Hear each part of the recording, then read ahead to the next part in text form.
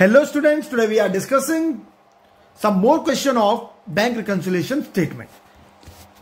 So students, हमने last lecture में बात किया था कि जो हमारा कैश बुक होता है और जो हमारा पासबुक होता है, यानी कि हम कौन सी बुक मेंटेन करते हैं, यानी जो कस्टमर होता है वो मेंटेन करता है कैश बुक, और कैश बुक में हम किस कॉलम की बात करते हैं, बैंक कॉलम की बात करते हैं, और पासबुक कौन मेंटेन करता है, बैंक।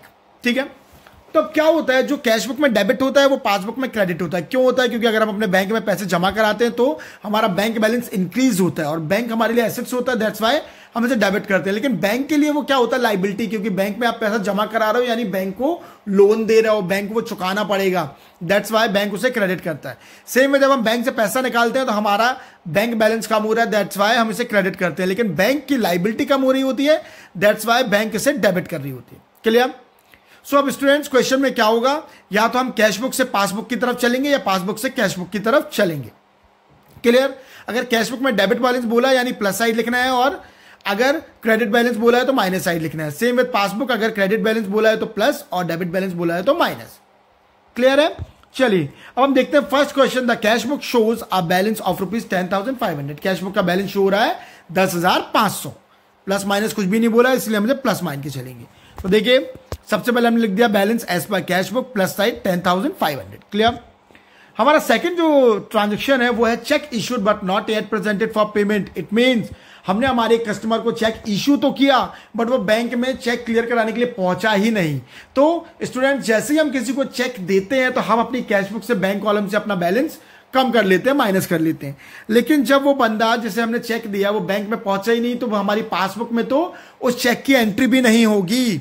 तो अब क्या होगा, जो हमारा पासबुक है वहां का बैलेंस ज्यादा शो हो रहा होगा और हमारी कैश बुक का बैलेंस कम शो हो रहा होगा। तो अब हम क्या करेंगे, कैश बुक में भी उस एंट्री को, यानी जो हमारा 1600 है उसे प्लस साइड कन्वर्ट करेंगे, ताकि हमारा जो कैश बुक है और जो हमारी टारगेट बुक है, ठीक है, टारगेट बुक है, उसका बैलेंस इक्वल चलता रहे।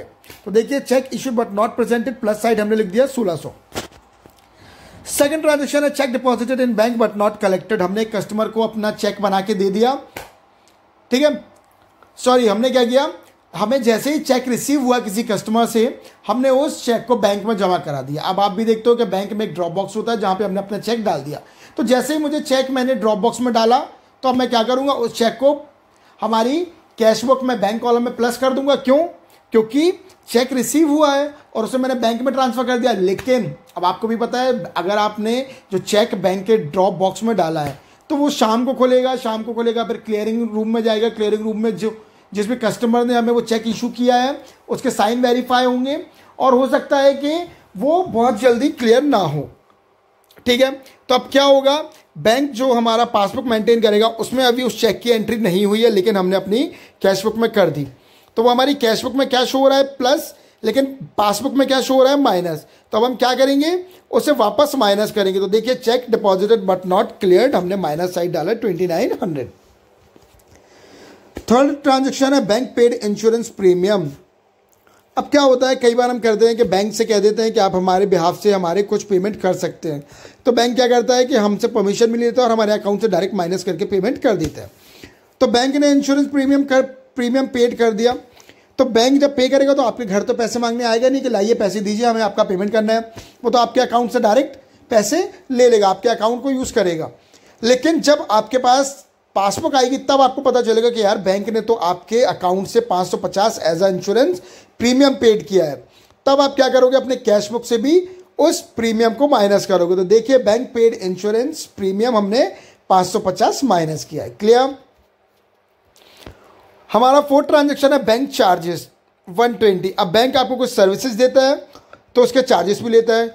तो बैंक क्या करेगा, जैसे ही अपने सर्विसेज के चार्जेस आपके अकाउंट से माइनस करेगा, तो अब वो आपसे पैसे मांगने नहीं आएगा कि मेरे चार्जेस दीजिए, वो आपके अकाउंट को डायरेक्टली यूज़ करेगा और 120 रुपये खुद ब खुद माइनस कर देगा। तो अब क्या होगा, जब आपके पास बैंक की पासबुक आएगी तब आपको पता चलेगा 120 रुपये बैंक ने अपना चार्जेस भी कट ऑफ कर लिया है। यानी आपकी कैश बुक में अभी कितना बैलेंस इंक्रीज कर रहा है, 120, और पासबुक में कितना कम चल रहा है, 120। तो अब आपको भी 120 माइनस करना होगा। तो देखिए, बैंक चार्जेस इन पासबुक, अब हमने क्या किया, 120 माइनस कर दिया। Clear? Fifth transaction directly deposit by customer 1800। अब एक कस्टमर ने डायरेक्टली डिपॉजिट कर दिया हमारे अकाउंट में, यानी कि उसके बाद हमारी बैंक डिटेल होंगी, जिससे उसने डायरेक्टली डिपॉजिट कर दिया। तो कस्टमर ने डिपॉजिट बैंक में कर दिया, हमें नहीं पता कि हमारे अकाउंट में कुछ प्लस हुआ है, तो इसलिए अभी हम कैश बुक में कोई भी एंट्री नहीं करेंगे। लेकिन जैसे ही हमारे कस्टमर ने हमारे अकाउंट पर ट्रांसफर किया तो बैंक हमारे बैलेंस को प्लस कर देगी। तो अब जब हमारे पासबुक आएगी तब हम क्या देखेंगे कि हमारी पासबुक में 1800 ज़्यादा है लेकिन कैश बुक में कम है। क्लियर? तो अब इसे इक्वल करने के लिए यानी कि कैश बुक और टारगेट बुक को मैचअप करने के लिए 1800 प्लस करने पड़ेंगे। तो देखिए डायरेक्ट डिपॉजिटेड बाय कस्टमर 1800 हमने प्लस कर दिया। नेक्स्ट है interest on investment collected by bank.